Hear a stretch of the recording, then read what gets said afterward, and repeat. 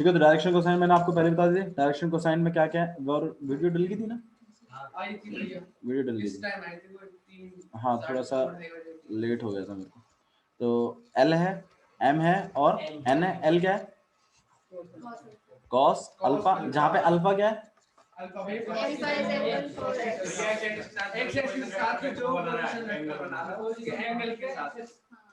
Alpha is the angle between the position vector and the x axis.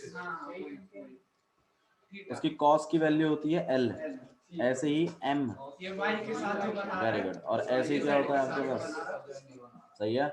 तो these are the direction cosines. ये इनको क्या कहते हैं? Direction cosine. और हर वेक्टर के डायरेक्शन कोसाइन यूनिक होते हैं, ठीक है? क्योंकि जैसे मान लो अगर आप थोड़ा सा भी चेंज करते हो, देखो जैसे ये आपके पास एक्स एक्सिस, यहाँ वाई एक्सिस और ये जेड एक्सिस।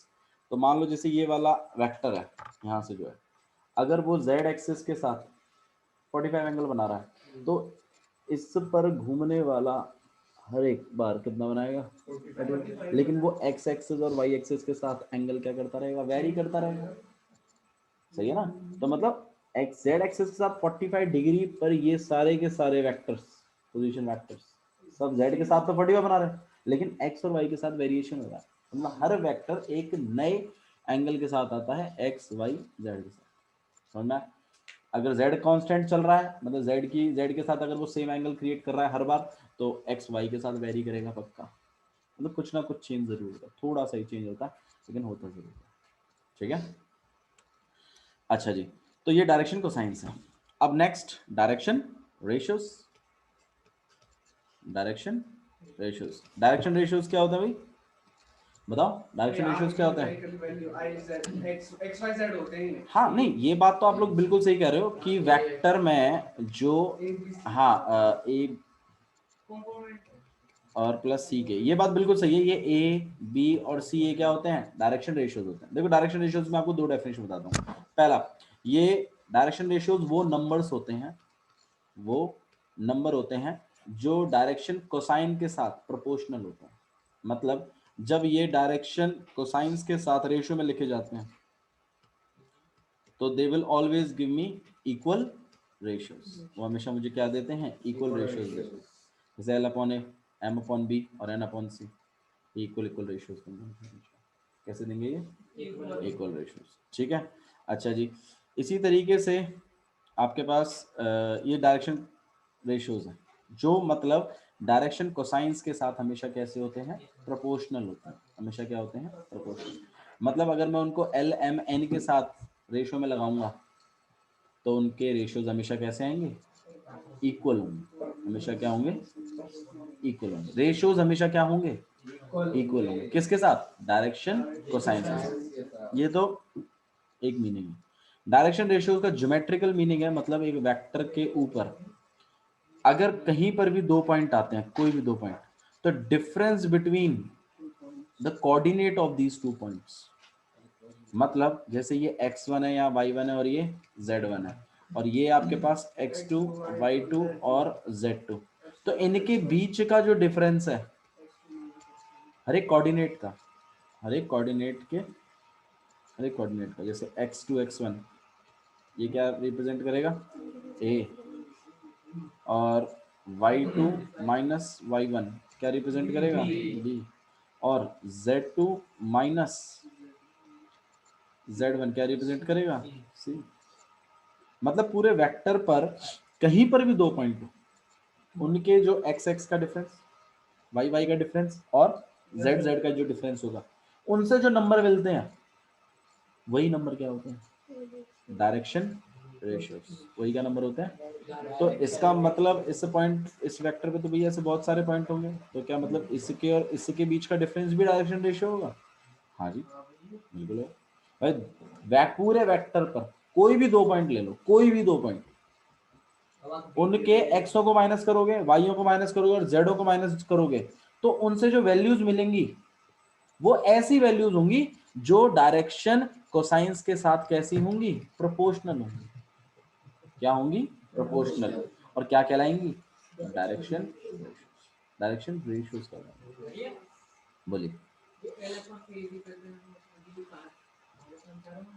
मैं ये बताना चाहता हूं कि जब कभी भी ये जो नंबर आए हैं मेरे पास, ये नंबर ही क्या है, डायरेक्शन रेशियोज है। लेकिन डायरेक्शन रेशियोज की खासियत एक और भी होती है कि ये प्रोपोर्शनल होते हैं।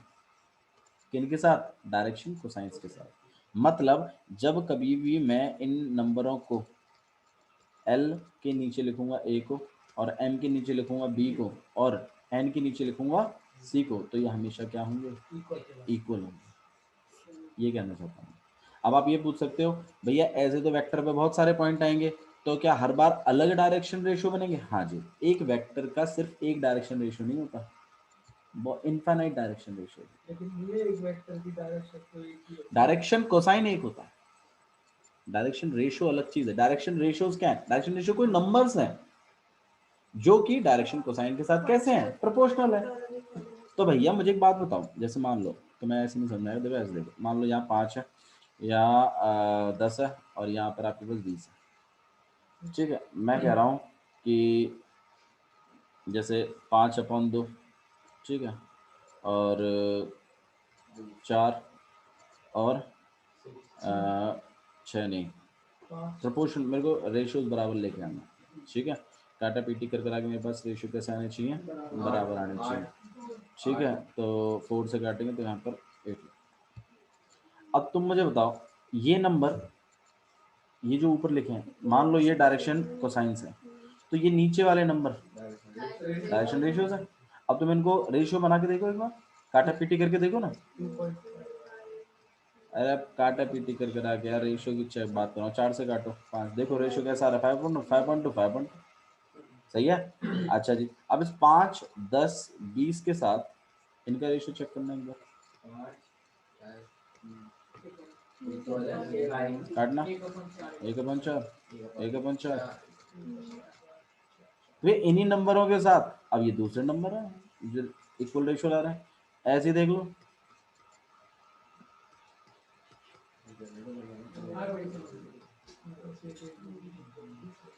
तो ये भी होंगे प्रोपोर्शनली। तो भैया एक नहीं होते, बहुत है, इनफाइनाइट है। लेकिन डायरेक्शन कोसाइंस देख लो कैसे हैं, सेम है, क्योंकि एक वेक्टर की डायरेक्शन तो एक ही होगी। अगर आपने डायरेक्शन बदल दी तो वेक्टर बदल जाएगा, लेकिन उनके ऊपर लाए होने वाले पॉइंटों के डिफरेंसेस तो बहुत सारे हो सकते हैं। भाई मान लो मेरे को वेक्टर में यहाँ पॉइंट और यहाँ इनके बीच का डिफरेंस है, साहिल कहता है ना मैं तो ये ना लूंगा, मेरे पॉइंट तो ये है और आपका भी ले लेता हूँ, चलो भाई वो इनके डिफरेंसों को देख रहा है, तो इनसे भी डायरेक्शन रेशियोज ही मिलेंगे, इनसे भी इस इन पॉइंटों के डिफरेंस से भी क्या मिलेंगे? डायरेक्शन। लेकिन डायरेक्शन रेशियोज की खासियत ये होती है कि वो डायरेक्शन कोसाइन के साथ कैसे होते हैं? प्रोपोर्शनल। ऐसी अरे गहरे नत्थु गहरे कोई भी नंबर नहीं रख देने हैं, प्रोपोर्शनल हो वो वाले रखना। और लाने का तरीका क्या है? पूरे वेक्टर पे कोई भी 2 पॉइंट पकड़ लो, उनके एक्स वाई और जेड को क्या करवा दो, आया समझ में? इसीलिए इसीलिए यही लॉजिक है कि आप जब यहाँ पर लिखते हो AI plus BJ plus CK, तो आप इन्हें क्या बता देते हो? बताओ क्यों क्यों बता देते हो? कोई एक रीजन बता दो क्यों बता देते हो इनको?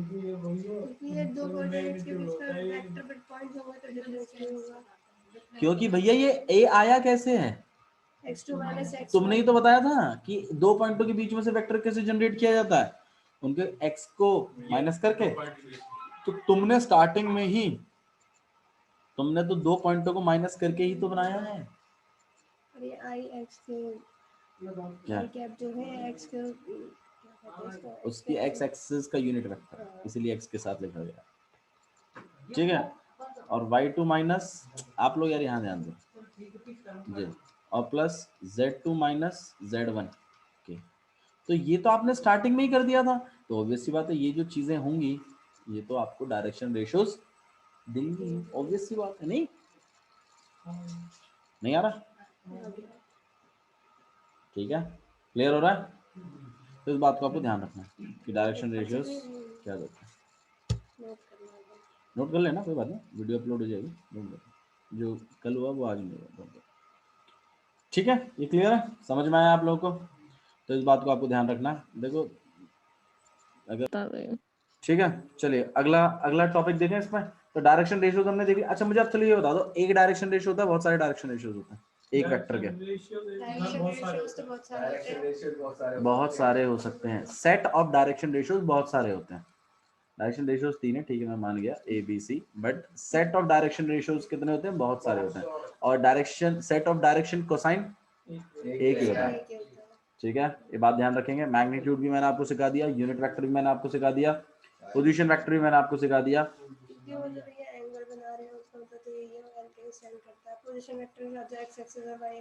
बिल्कुल बिल्कुल बिल्कुल, ठीक है, ये क्लियर है? जी भैया। ठीक है, अब टाइप ऑफ वेक्टर्स और देख लें। देखिए, एक नंबर के लिए माइट भी आपसे पूछ सकते हैं कि जैसे मान लो यहाँ पे आपको 2i प्लस 3j और प्लस 3j प्लस 4k, आपको बोलेगा इनके इसके स्केलर कंपोनेंट निकाल दो। स्केलर कंपोनेंट का मतलब होता है, स्केलर कंपोनेंट का मतलब होता है 2, 3 और 4, तो आंसर आएगा 2, 3, 4। जेल पे तो देख रहा हूं ब्लू पेन कॉम करने को, अगली जेल पे तरफ कॉम करो। ठीक है, और जब कभी भी आपसे कोई वेक्टर कंपोनेंट की बात करे कि ना इसका वेक्टर कंपोनेंट बता दो, तो इसका मतलब है आपको 2i कॉमा 3j कॉमा अलग अलग कंपोनेंट्स, ठीक है भाई। आई जे के डायरेक्शन दे गया ना, दो क्या 2i एक्स एक्सिस की सिदाई में, 3j वाई की सिदाई में, 4k डायरेक्शन भी ऐड कर दिया ना मैंने, तो वेक्टर कंपोनेंट हो गया। स्केलर है तो सिंगल सिंगल नंबर लिख देने हैं, ठीक है। अच्छा जी, यूनिट वेक्टर निकालना सिखा दिया, वेक्टर जॉइनिंग 2 पॉइंट सिखा दिया। सेक्शन फॉर्मूले पे आपको क्वेश्चन आ सकते हैं माइट में। कोलिनियर का कॉन्सेप्ट अभी इसमें नहीं है, कोई बात नहीं, करा देंगे, टॉपिक है वो, तो टॉपिक कवर अप हो जाएगा आपका। देखिएगा इसका सेक्शन फॉर्मूला, सेक्शन फॉर्मूला, ठीक है।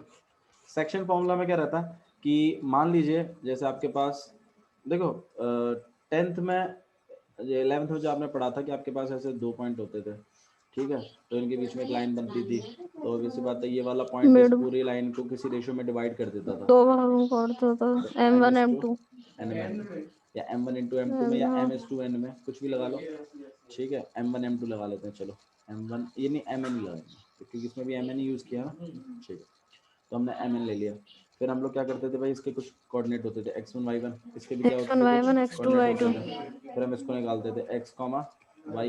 तो जब हमें ये निकालने के लिए बोला जाता था कि x निकालो, तो हम फॉर्मूला क्या लगाते थे, ये वाला इससे मल्टीप्लाई, तो mx2 plus n plus nx1 upon n plus n, ये होता था x एक्सिस के लिए। और ऐसे ही हम किसका करते थे, y का, तो my2 y का plus 2 n plus y1 upon में n y1 m plus n, सही है। तो हमें x के कोऑर्डिनेट भी मिल जाते थे और हमें किसके कोऑर्डिनेट मिल जाते थे, याद है n 10th प्लस क्लास में। तो ऐसा काम y के वेक्टर में भी होता है। वेक्टर में क्या है, मान लीजिए कि आपके पास 2 पॉइंट है, ठीक है, और एक पॉइंट हो गया और एक पॉइंट यहाँ हो गया, ठीक है, this is B P, this is B Q, और आपके पास q, यहाँ पे ओरिजिन ऐसे, ठीक है। तो इन दोनों पॉइंटों को जॉइंट करता हुआ क्या होगा, कोई वेक्टर होगा। और मैं ये कह रहा हूँ कि कोई एक पॉइंट है इसी वेक्टर पर, लेट इट बी आर, उसने इस पूरे वेक्टर को किस रेशियो में बांट दिया, m/n में। is to n में। अच्छा, अगर ये वेक्टर, ये पॉइंट है, तो भैया इसका पोजीशन वेक्टर होगा कि नहीं होगा, सही बात है, मैं इसको बी वेक्टर बोल रहा हूँ।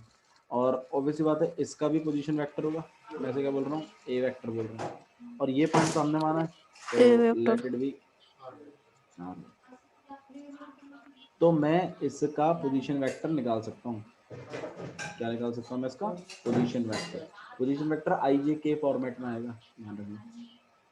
तो देखो कैसे निकालना है, तो अगर आपने ये ओ आर वेक्टर निकालना है, जो कि इस पूरे वेक्टर को, इन दोनों पॉइंटों से ज्वाइन होने वाले वेक्टर को m/n रेशियो में बांट रहा है, ठीक है।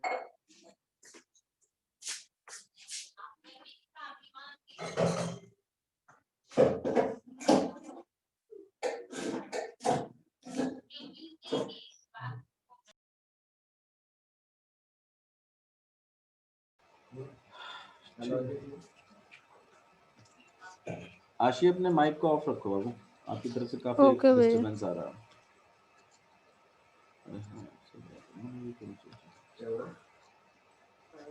कुछ नहीं, बहुत बड़ी बेइज्जती करी मैंने। चलो इधर देखो, ठीक है।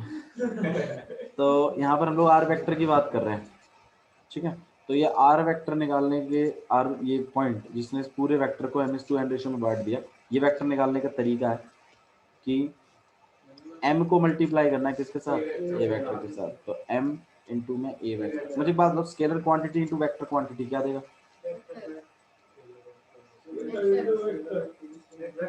वेक्टर देगा। क्या देगा? एक वेक्टर। वेक्टरों का एडिशन भी क्या देता है? वेक्टर ही देता है। वेक्टरों का डॉट क्या देता है? एक स्केलर देता है। सब्सट्रैक्शन ऑफ वेक्टर क्या देता है?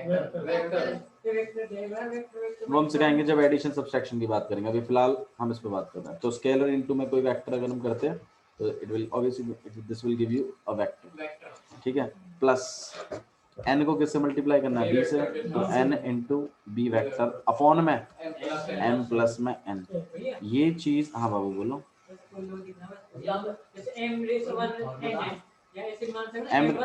m1 m2 भी मान सकते हैं, बिल्कुल मान सकते हैं भाई। देखो मैं चाहूँ तो इसको कोई भी RS मान लो, कुछ भी मान लो, ठीक है। लेकिन आपको जो लॉजिक है वो ये है कि जो पॉइंट ऊपर है और उसको क्रॉस, मतलब उस जिसके साथ टच में है यार, जिसके साथ टच में है ना वो रेशियो, वो वैल्यू m, देखो जैसे b के साथ और r के साथ टच में है ना, तो इन दोनों के साथ मल्टीप्लाई नहीं करना, तीसरे के साथ मल्टीप्लाई, ठीक है। और ऐसे ही n का है, इसके और इसके साथ टच में है ना, तो इससे करवाना। ट्रिक है याद रखने की, वरना कंफ्यूजन क्रिएट होता है। लॉजिक समझ में आ रहा है? इसको उधर और इसको उधर और अपॉन में m प्लस, नहीं आया? ठीक है, तो हम ऐसे निकाल सकते हैं। अच्छा, ये जो बांटा गया है ये इंटरनली बांटा गया है। कैसे बांटा गया है? इंटरनली। इंटरनली मतलब हो गया कि पॉइंट अंदर है उस वेक्टर पे कहीं। कभी कभी क्या होता है ना, कोई पॉइंट किसी वेक्टर को एक्सटर्नली भी बांट देता है। जैसे मान लो ये आपके पास हो गया, ठीक है, और यहाँ तक था पॉइंट, जैसे ये P हो गया और यहाँ क्या हो गया Q। तो आपके पास ये जो R पॉइंट है ये बाहर है, तो ऑब्वियस सी बात है कि आपका जो ओरिजिन है वो, मतलब ये वाले को तो हमने A वेक्टर माना हुआ है, इसको हमने क्या माना हुआ है? B vector. पोजीशन वेक्टर्स है ना ये, और ये तीसरा वाला जो है हमारे पास R है। तो ये अब ऑब्वियस सी बात है, अब आप ये बोलोगे भैया ये तो बाहर है, कहीं लाई कर रहा है, ये कैसे बांट देगा इसको? बांटने की बात नहीं है, बात है इसके स्टार्टिंग पॉइंट से इसकी दूरी और इसके एंडिंग पॉइंट से इसकी दूरी किसी रेशियो में ऐसे बांटते हैं एक्सटर्नली। तो ऑब्वियसली बात है ये m होगा और ये क्या होगा n। मतलब स्टार्टिंग पॉइंट से जो पॉइंट बांट रहा है उसकी दूरी, हाँ जी, उसको m लेना है, और जो एंडिंग पॉइंट से यहाँ तक है उसको हमें क्या लेना है? n। और अगर हमें तब भी ये वेक्टर मिल जाएगा। कैसे मिलेगा भैया? आर वेक्टर निकालने का तरीका होगा m इंटू में, देखो किन किन के साथ टच में है, इसके और इसके टच में है ना, तो m को किसका मल्टीप्लाई करेंगे हम? m b वेक्टर और minus n a vector. Externally है ना, एक्सटर्नली।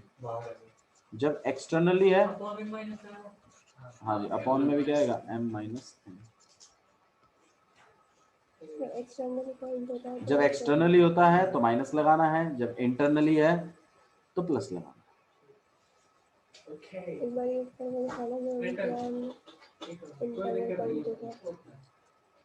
ये इंटरनली है, देख लीजिए पॉइंट बीच में लाई कर रहा है एक वेक्टर के ऊपर, और यहाँ देखिए एक्सटर्नली है। ए बी की बात नहीं है, इन बातों से कंफ्यूज ना हो। मैं इनकी जगह कुछ और भी लिख दूं तो उस हिसाब से अमेंडमेंट कर लीजिए। एक्सटर्नली के चांसेस ज्यादा है इंटरनली के कंपेयर। बताते चलेंगे बाबू, चिंता मत करिए, ठीक है। अच्छा जी, इसका अब जैसे इसमें भी एक स्पेशल केस बनता है, जैसे हमारे उनमें स्पेशल केस नहीं बनता था मिड पॉइंट वाला, इसमें भी बनता है। मान लो दो वेक्टर हैं, इनको ज्वाइन करता हुआ एक वेक्टर है, एक पॉइंट है, मैं कह रहा हूँ मिड पॉइंट पे काट दिया, यहाँ ए है, यहाँ बी है और ये सी है। भाई देखो एक नंबर के लिए आ जाएगा, ठीक है, उसके लिए आपको ये फॉर्मूला लगाने की जरूरत नहीं है। देख लो, अगर मिड पॉइंट पे बांटा है, कौन सा केस है ये, मिड पॉइंट पे, अगर मिड पॉइंट पे काटा है तो भी हम उसका पोजीशन वेक्टर निकाल लेंगे हम। उसका होगा, जैसे मान लो ए वेक्टर, ये क्या आपके पास बी वेक्टर, तो ये तो बने, ये भी बने भाई, मिड पॉइंट है ना, 1:1, इससे मल्टीप्लाई करें, इससे मल्टीप्लाई, बात तो वही है। तो आपके पास आएगा a vector plus b vector upon में, ठीक है। तो उसमें ज़्यादा इतना मगजमारी करने की ज़रूरत नहीं है, ठीक है। कोलिनियर का कॉन्सेप्ट और सीख लीजिए। दो वेक्टरों को कोलिनियर कब बताया जाता है? देखो वेक्टरों में कोलिनियर का मतलब होता है same direction, not same direction. Collinear का मतलब होता है पैरेलल। कोलिनियर का मतलब क्या होता है?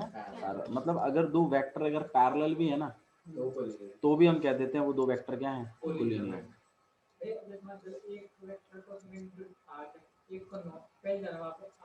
हाँ कोलिनियर है, मैग्नीट्यूड से फर्क नहीं पड़ता, एक वेक्टर छोटा एक वेक्टर बड़ा, डायरेक्शन से फर्क पड़ता है, मतलब पैरेलल होने चाहिए। अच्छा दो वेक्टर पैरेलल कब होते हैं? मेन बात, वेरी गुड। मान लो देखो, जैसे ये एक वेक्टर है मेरे पास, a1i plus b1j plus c1 के, एक ये वेक्टर हो गया। एक आपके पास बी वेक्टर हो गया, क्या है, a2i प्लस b2j और प्लस c2 के। और अगर मैं कह रहा हूँ कि भैया ए वेक्टर पैरेलल है किसके, बी वेक्टर के, तो इस केस में आपको a1 upon a2 equal to b1 upon b2 equal to c1 upon c2। अगर आप ऐसा कर पाए, मतलब इसका आगे का इसके आगे का अपॉन इसका और इसका अपॉन और इसका और इसका अपॉन अगर इक्वल है, तो इसका मतलब ये दोनों वेक्टर कैसे हैं? पैरेलल हैं। दोनों कैसे हैं? और अगर ये पैरेलल हैं तो अब इससे बात है कैसे हैं? हाँ जी बोलो बाबू, क्या बोल रहे थे? 3D में ये सब लैम्बडा के किसी ना किसी कांस्टेंट के इक्वल नहीं है।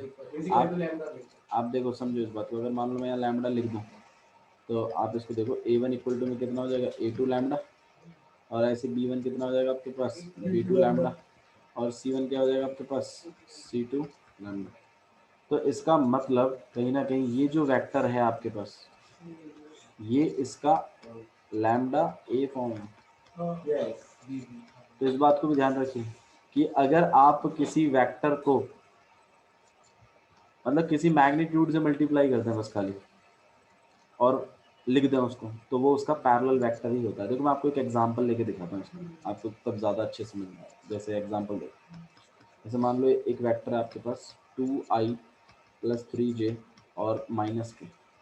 अब अगर कल को कोई मेरे को बोले हाँ भैया इसी का पैरेलल वेक्टर बना दो, कह सकता है ना भाई कोई, तो आपने कुछ नहीं करना, बल्कि ए वेक्टर को किसी कांस्टेंट से क्या करवा दो, मल्टीप्लाई। मान लो 3 से करवा दिया, तो देखो मैं करवा रहा हूँ, देखो यहाँ पे 6j और माइनस के, तो कितना हो जाएगा आपके पास, 6i प्लस 9j और माइनस 3j। और तुम बोलोगे भैया हम तो नहीं मानते पैरेलल है, आपने तो ऐसे, तो भाई चेक कर लो ना रेशियो, तो किसने हमारा रोका है, तुम्हें 2/6 3/9 माइनस 1/-3 काट पीट के देखो, किसी भी कांस्टेंट से जा रही है।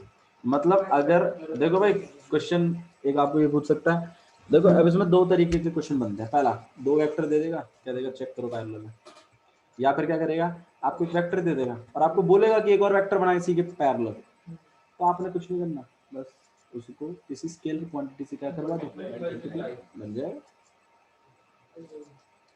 समझ आया ना, यही काम तो मैंने किया, मैंने भी तो यही किया कि मैंने एक स्केलर क्वांटिटी से क्या करवा दिया, मल्टीप्लाई, और मेरे को बनेगा। ये चीज मैंने यहाँ लिखी है। दो वेक्टर पैरेलल कब होते हैं, जब उनके रेशियोज क्या होते हैं, कोफिशिएंट्स के रेशियोज i j के क्या होते हैं, पैरेलल होते हैं, मतलब प्रोपोर्शनल होते हैं, प्रोपोर्शनल होते हैं। इसको प्रोपोर्शनल का मतलब होता है व्हेन रेशियोज आर इक्वल, उसे कहते हैं हम लोग प्रोपोर्शनल, ठीक है। अच्छा जी, दो वेक्टर परपेंडिकुलर कब होते हैं, मान लो ए वेक्टर बी वेक्टर के परपेंडिकुलर है कि नहीं है, ये पता लगाने के लिए उन दोनों वेक्टरों का क्या करा देते हैं हम लोग, डॉट। और डॉट किसके बराबर आना चाहिए, 0। अगर दो वेक्टरों का डॉट 0 के इक्वल आ जाता है तो हम कह देते हैं कि दो वेक्टर क्या हैं आपस में, परपेंडिकुलर। ये सब बातें हमने पढ़ी हुई है, इसलिए मैं मिक्सअप करके पढ़ा रहा हूँ, ठीक है। तो जैसे मान लीजिए एक ए वेक्टर है, ठीक है, और अच्छा एक्स और वाई एक्सेस क्या होती है एक दूसरे के, पहले तो डॉट भी तो सीख लो कैसे करते हैं। 2i माइनस जे और प्लस के, और एक बी वेक्टर रहेगा आपके पास i माइनस 5j और प्लस 3 के। तो अगर मैं ए वेक्टर डॉट बी वेक्टर करा रहा हूँ तो ऑब्वियसली बात है 2i माइनस जे प्लस के डॉट करवा दीजिए i माइनस 5j और प्लस 3, ओके। डॉट करवा रहे हैं इस वाले को इस वाले के साथ, तो यहाँ भाई डॉट कैसे होता था, आई वाला आई के साथ जे वाला, जब डॉट आएगा तो डॉट भी पढ़ाएंगे, लेकिन अभी फिलहाल लेते हैं, समझ के रखिए। तो कितना आ जाएगा आपके पास, पता नहीं पता, ठीक है। चलो एक काम करो, रुक जाओ, ठीक है, इसको हम लोग कल देखेंगे, ठीक है। इसको अभी आज यहाँ तक रोक लीजिए। अब आप लोगों को काम ये करके लाना है जिनको आता है 10.2 एक्सरसाइज, 10.2 एक्सरसाइज, इसमें आपके पास 17 क्वेश्चन तक मुझे चाहिए, सारे के सारे पहले एक्सरसाइज में, ठीक है। ये आपका होमवर्क है, कल चेक करूँगा मैं।